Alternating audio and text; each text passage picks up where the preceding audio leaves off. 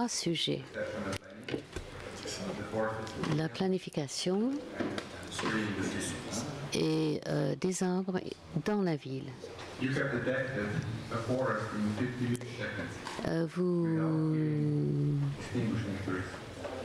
Vous avez là une forêt. Les neuroscientifiques ont découvert qu'il y a 2 systèmes qui se mettent en marche. C'est un environnement global qui n'a pas besoin de mouvement oculaire. Et l'impression que vous avez est basée sur peu d'informations. Deuxièmement, vous avez une autre impression, mais qui vient plus tard. Ceci nous amène au proverbe qui veut dire qu'on n'a pas la possibilité d'avoir une compréhension générale du système en entier.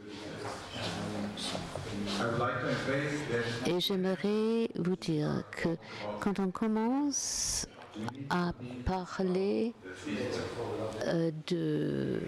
d'arbres, il faut penser au système. On parle d'infrastructure.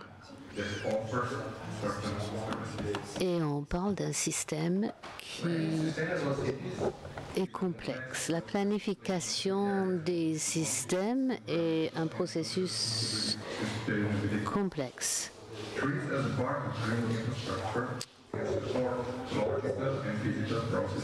Et lorsque ça fait partie d'une structure, il y a des processus physiologiques et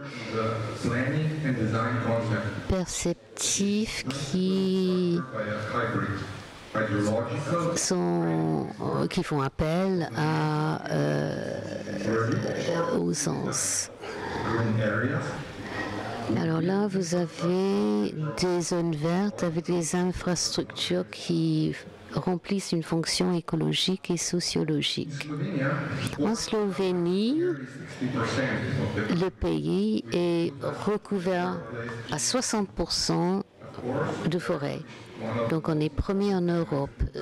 C'est un des éléments les plus importants du paysage. À travers l'histoire, les Slovéniens ont été intriquement liés à la forêt. La forêt fournit une production, protège du temps et remplit une fonction sociale. Dans la région côtière,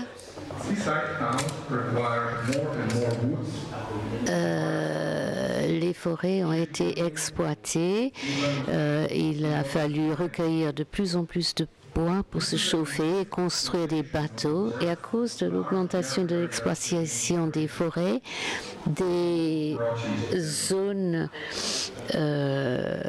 sans arbres ont été créées et sont devenues presque désertiques. Là, vous avez la forestation en 1942 et au siècle dernier. On a replanté des pins et la forêt a commencé à revenir. On a planté entre 6 et 10 000 petits arbres et à partir de 1859 à 1954, on a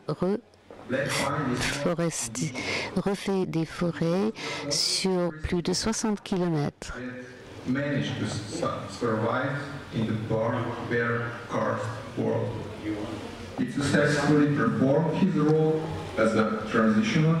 En fait, la forêt a rempli son rôle de transition.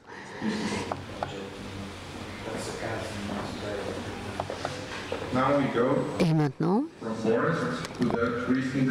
on va de la forêt à la ville.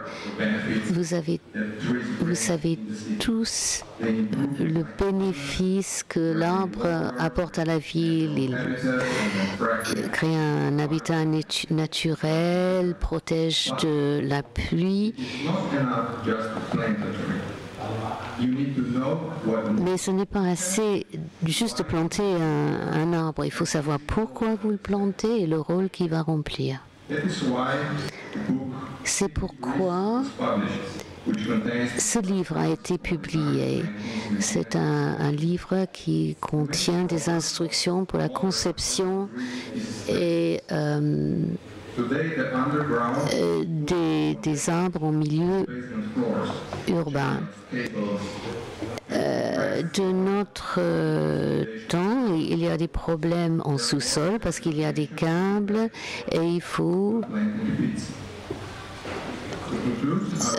faire attention à tout ça avant de planter un arbre. Pour conclure, je vais vous montrer un projet.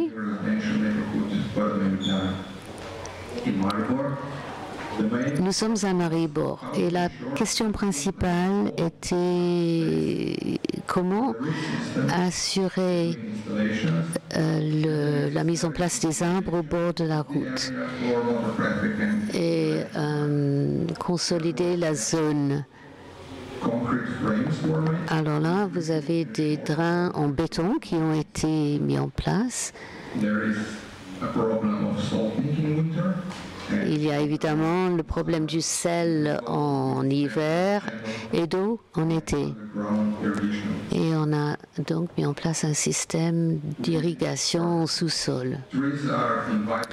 Les arbres sont dans de très bonnes conditions et commencent déjà à avoir la forme voulue.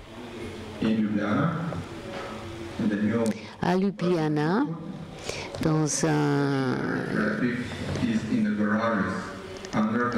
développement moderne, le rez-de-chaussée est un endroit où les enfants jouent. Techniquement, on plantait les arbres sur le toit des garages en sous-sol. Et cela a permis d'ancrer la terre, mais bien sûr, il a fallu prendre des espèces adaptées. Il y a une différence entre l'architecture l'architecture paysagiste, parce qu'un bâtiment est terminé une fois qu'il est construit, alors que l'architecte des paysages doit continuer à veiller sur ces arbres après qu'ils sont plantés.